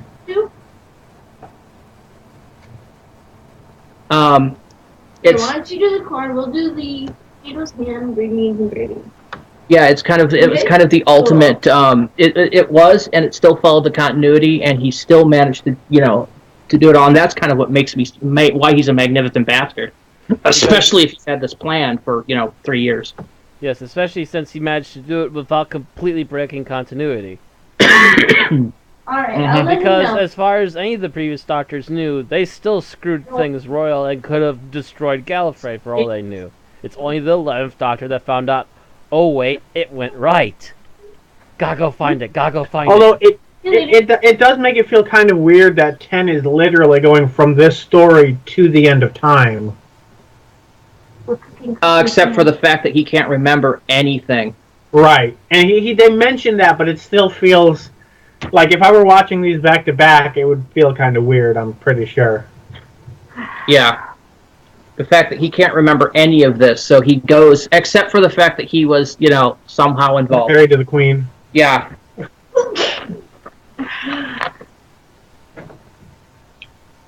I suspect that he remembers the fact that Hurt and Smith was there as these vague, blurry shapes of somebody that was there. He doesn't equate them to being his future self and his ninth self, so to speak. He just remembers the events that they happened, and it's a bit fuzzy. Mm-hmm. Must have had too much to drink that day. Oh, don't tell me. I got married to somebody again. I've got to wonder how, like, the people. It just I've got to wonder. I've got to wonder how, like, the first and such remembered it. They're like, we were told to calculate this. Why? I can't know. Well, it's just like, hello there, Doctor. It's me, the Doctor. I need you to calculate this kind of mass perceptive thing. Da, da, da, da, da, da. Don't worry, I'll explain later. Don't worry, you'll know about it later. Bye! But it's very important for your future and the future of everyone else. I think. Oh, and in order to trick your companion in the fact that I'm sending a message to you, you need to help find this part for me for this big scavenger hunt for Destiny the Doctor. Right. It has to be something like that. I would have liked a little more explanation than what they give, but the fact that they gave at least a line of lip service to it, I'm mostly satisfied. Mm-hmm.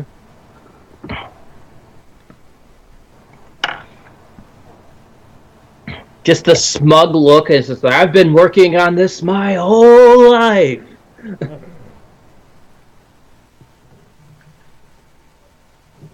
No, I find this to be fairly awesome, badassy.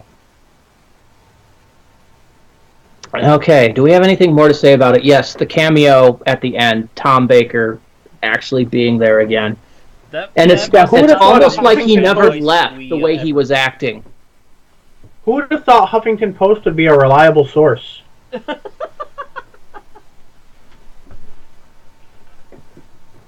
No kidding, right? You want to bet they did that after the Huffington Post reported it? It's a ginormous troll face to the internet. Well, the thing is, everybody seemed to believe it anyway. Like, I was the only person on any site that I visit was like, why are you guys posting an article quoting the Huffington Post? Like, I must have said that 4 times in different Facebook groups. Well, the Huffington Post isn't as bad as, say, like, the National Enquirer, but it's still not where I'm going for my reliable entertainment news. Mm-hmm. Right.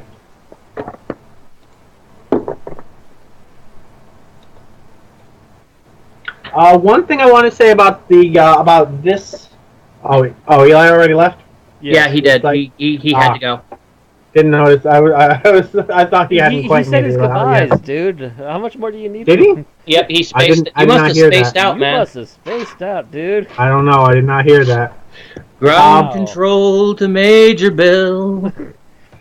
All right, one thing I want to mention about John Hurt's Doctor, I've seen at least one person mention that the big flaw, or at least one big flaw with the episode, particularly Nash, who used to do Doctor Who Classic. I think that was the name of the show. Yeah.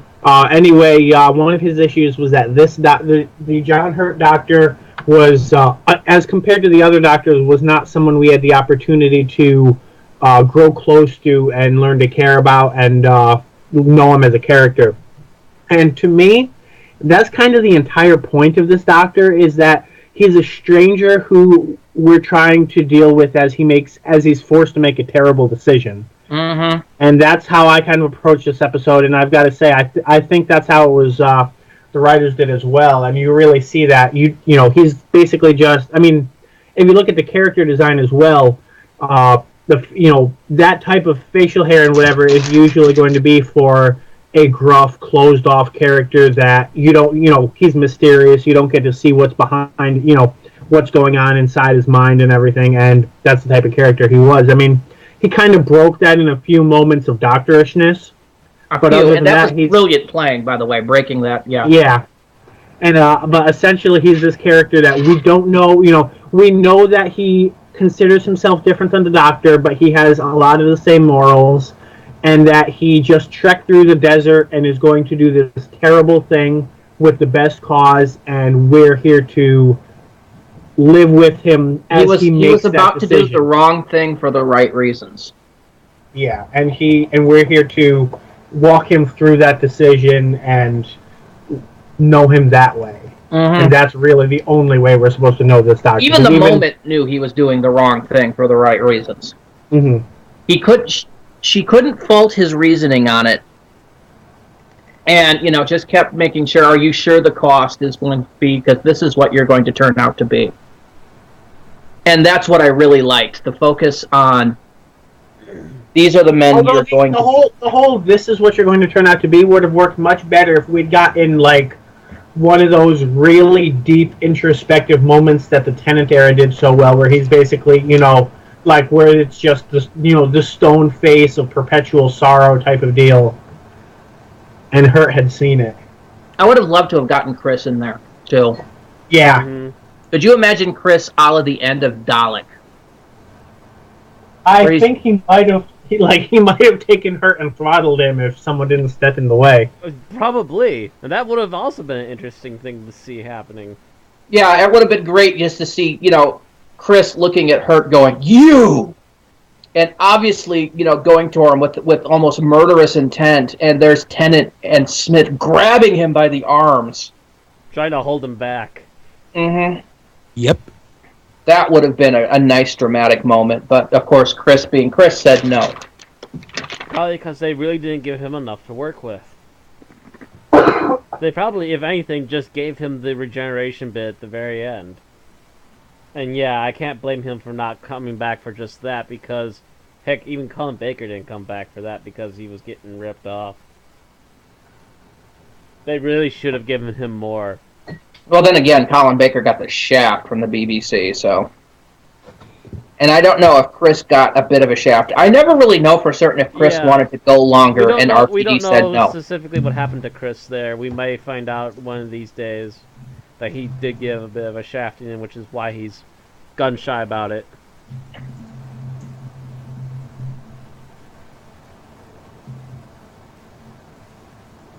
We don't know. We may know one day, though. But we may know. We may know eventually, but the thing of the matter is that we got what we got, and I have to say, this was very damn good. Yeah. Again, the only real negative I actually heard has been, oh, they undid everything that made the 10th Doctor all depressed and everything. It's like, no, actually, they didn't. What they did is that they caused a different version of the exact same event. Nope, they didn't. This has always been the version of the event. It's just the fact that nobody knew it. Yeah, I think everyone kind of assumed that it was actually all destroyed or whatever, but I'm like, no, not exactly.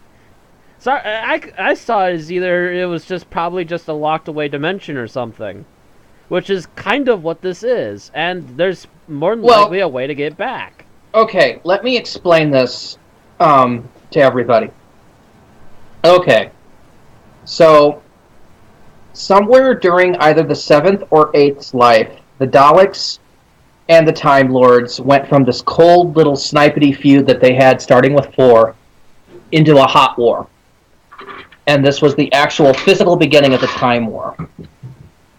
Things quickly escalated with both sides having time travel, and good time travel, that they realized that they would be rewriting the universe so fast, undoing each other's assaults, etc., that this was going to become a threat. So Gallifrey put the entire event within a time lock, meaning nobody could time travel in or out of the war, making the rest of the universe safe for the moment. However, things got bad, really bad, and the Time Lords started to lose.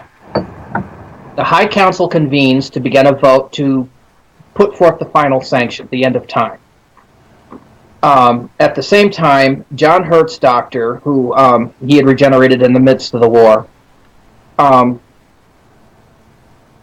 begins to realize that he's basically gotten fed up with the fighting. He's seeing too many people die, and it's affected him. And the fall of Arcadia was the time he basically said no more.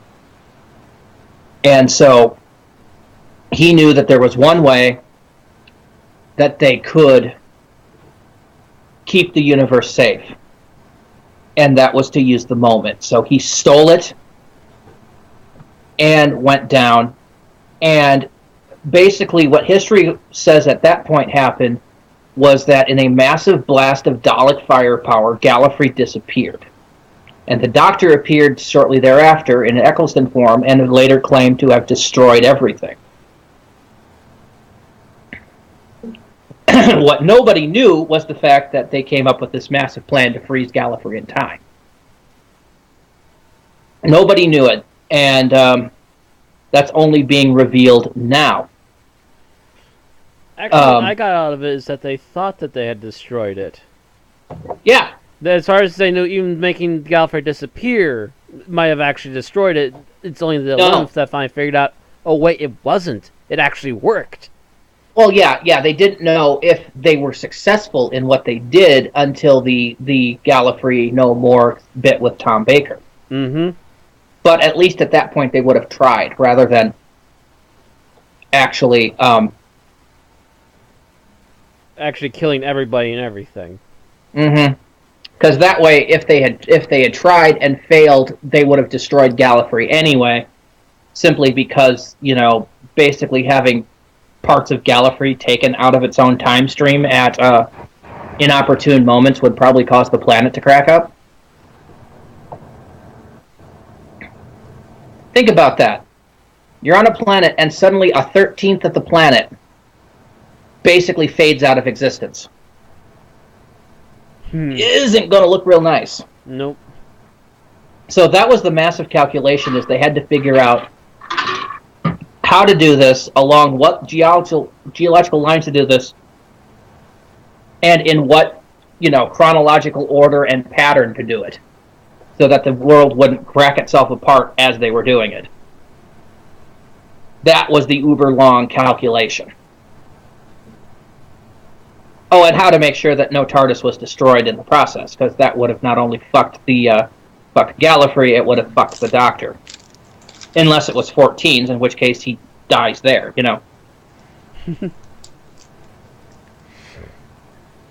Anyway. But, so that's kind of what happened, is that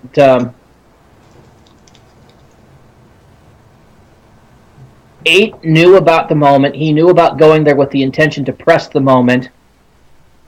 And then, or I should say, Hurt did. And then Eccleston, remembering that bit and then not remembering the whole Hurt, Smith, and Tennant bit, basically If this assumes he pushed the button, Frank. What? If this was an American story, he would have forgotten because instead of going out for tea, they went out drinking. And he lost all memory of what happened the night before and then regenerated. Oh, that would have been a good British story, too, because it would have been the night at the pub. That still works in British terms, yes. What, you think we're the only ones that have drinking to amnesia down to a science, Bill? Guess what? No, I mean, British go out for tea afterward. Americans go out. Oh hell no! Oh hell no, Bill! Bill, you're smoking pot. Yeah. No, Bill. The British drink as hard as we did some days, and some instances. Maybe not as hard as us Wisconsinites, but. Oh, I don't know. But we are. Depends on what game just ended. What? Depends on what game just ended. That's true. I'm sorry. I live in a college town. It's basically post football, and a good, I would say, 30% of this town is in the bars. Which is why there's so many bars. I come from a tiny little town in Wisconsin. We lost Lucas. The rest of you still there? Yeah, I'm still here. Yeah, well, I come from this tiny little town in Wisconsin. Population is 130 something. It's a little burp if you miss it. Kept 4 bars for over 20 years. I think we have a grand total of 1 bar in this town, but we have about 2 or 3 liquor stores. Actually, no, we have 2 bars. Wisconsin has, I swear, about 4 bars and 2 churches per person. It feels like it. That's the only reason I would say that we're a harder drinker than the British. 4 of them. But, I think we may beat the English, but we don't beat the Irish. Goodbye, Irish audience. Hello.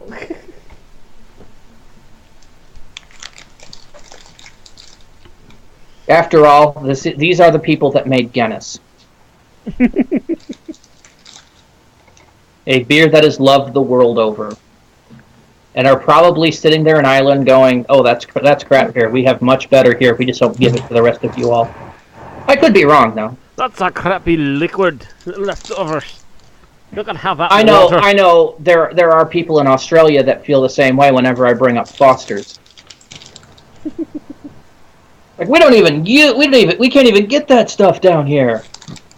It's shit. And yet they limit on Mountain Dew caffeine. Weird.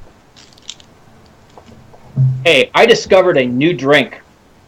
Oh. A new mixed drink I make now with Mountain Dew.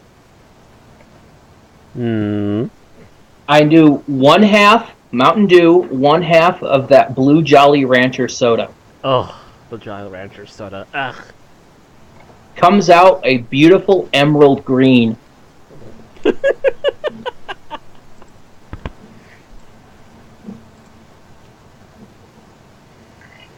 And it tastes like Raz Lemon. It's awesome. But yeah, I was drinking that during the celebration yesterday. So now that Randy's caffeinated. Anything else anyone wants to say about Day of the Doctor? I like the closing credits. I did and I didn't. The fact that it kind of moved off made it harder to read without pausing. Yeah. I like the fact that they did include all the faces of the 13 Doctors, but I really would have preferred a scroll bar credit. Because it gives me a chance to read it. I got you. Oh. I like the fact that they more than once actually brought up all the other previous Doctors. Yep. Oh, the scene where the other TARDISes show up is just freaking epic. You're just like, okay, no. One of my favorite lines is, "Oh God, there's 3 of them. It's my worst nightmare." Seth, we got more incoming. It's all of 12 of them. No, not 12, 13. And of course, that was the great Capaldi teaser. That was just, and you just see his face, just his eyes. It's just his angry eyes as he's And determined to get this right.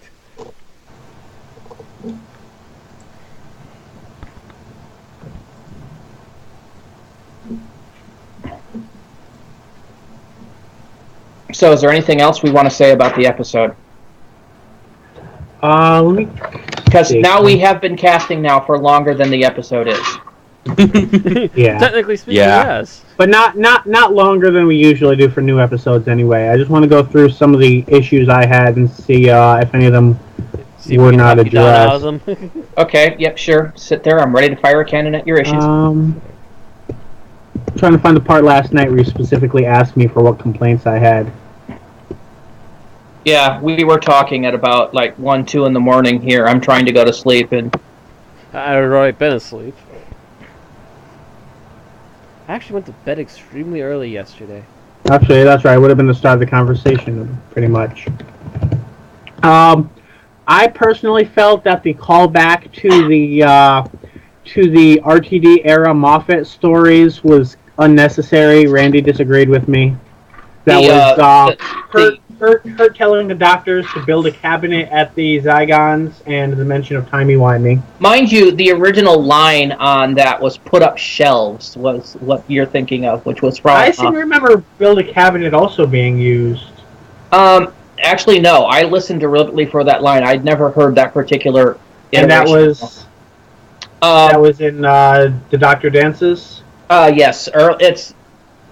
It's one of those... It's in that particular story. I'm not sure if it's in the first part or the second part. It might have been... No, it maybe... Was it a master line build a cabinet then? It might have been. But in that case, it wasn't a Moffat line. Yeah, then it wasn't a Moffat line. But no, because the line in Empty Child Dr. Dances was... Use this, and I've got a sonic screwdriver. In a pinch, I could put up some shelves. Well, it was basically like... No, I thought Jack said something. It might have... Either way, it might have been, but it was not a cabinet. I think Jack mentioned something to the line of what are you going to do, unscrew something? I like all the little jokes they were making, and the dialogue between all three was good, so yeah. Bill didn't like the whole timey-wimey bit, but I liked it simply because... I liked it because... It was Hurt putting it down. Yeah, Hurt putting it down because he's just like, oh, please grow up. Oh yeah, because it is part of that really childish... Or the catchphrases? Yeah, the childish catchphrasey speak that Tennant and Smith does, so I thought it was a very good example of how to, of putting it down. It's like, I can't believe I'm talking like this.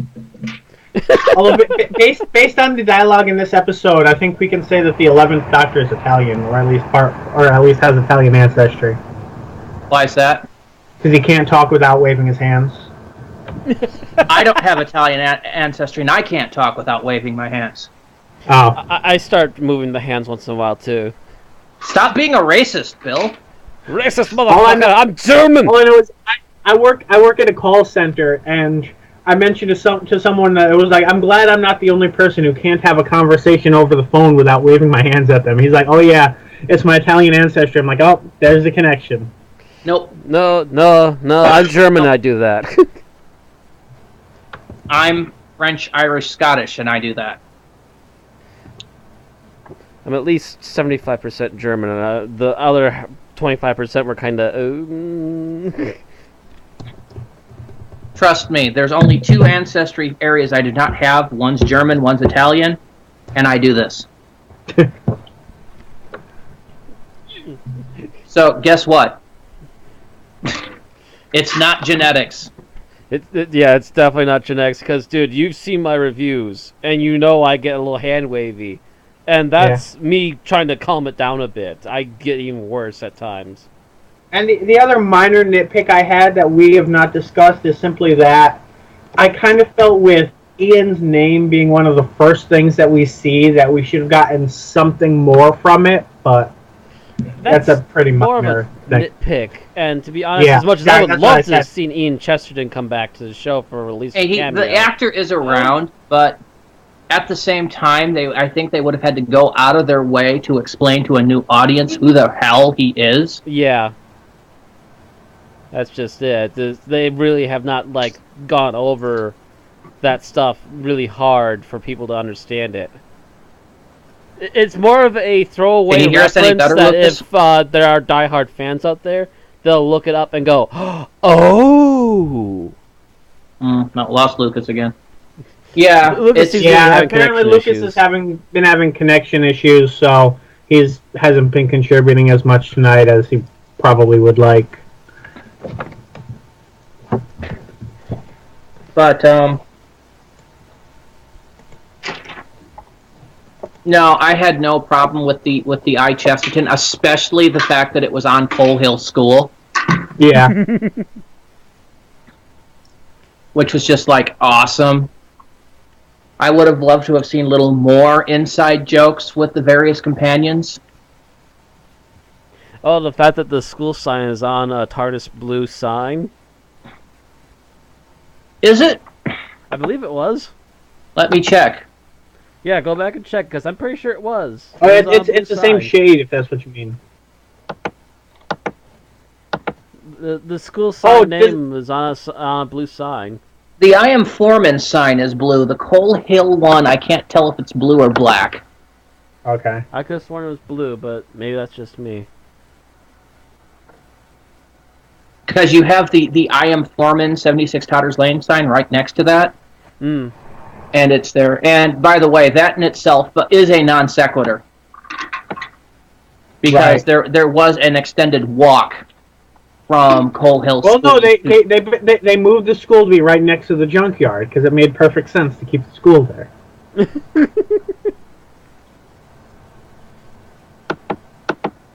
And of course, the thing is that there's an arrow to 76 Totters Lane. Why would you need a sign to get there? Of course, they were looking at this simply because they wanted that cut of the policeman going past the I Am Foreman sign. Yep. Although I gotta say, it would have been. I mean, this probably wouldn't have fit with Clara, but I'm pretty sure the first scene of Ian or Barbara speaking, I think it wasn't a science class. They were talking to each other after a science class. Yeah. So we didn't start with them in class. So. No, we started with them right after they were done with their sessions for the day, and they were planning to follow Barbara. No, they were planning to follow Susan. Mm-hmm. Yeah, I knew that. Okay, so in that case, it's not quite as much of a parallel introduction as it could have been either. Then. Nope. We could have started with something else you might not have noticed is the Coal Hill School sign.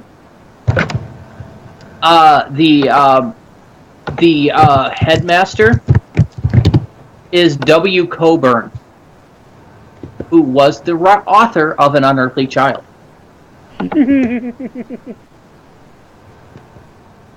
That's the person whose son was trying to deprive us of the TARDIS. Actually, it's Anthony Coburn who wrote An Unearthly Child. Yes. No, is it? Yeah, it might have been. So that might be them troll-facing. No, because that image was leaked months ago. Okay.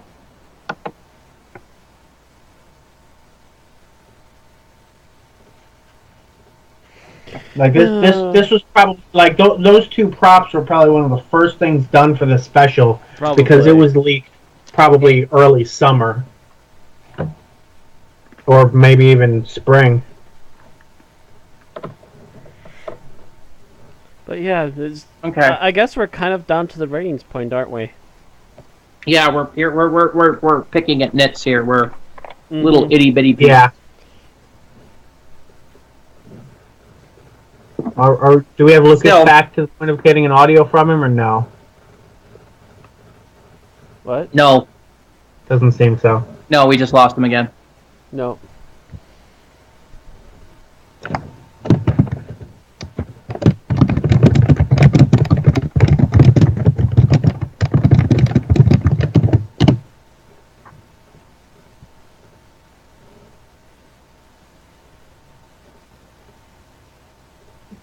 Actually, yeah, we should have asked Eli for a numerical rating before he left. I'm pretty sure it's going to be like a 1.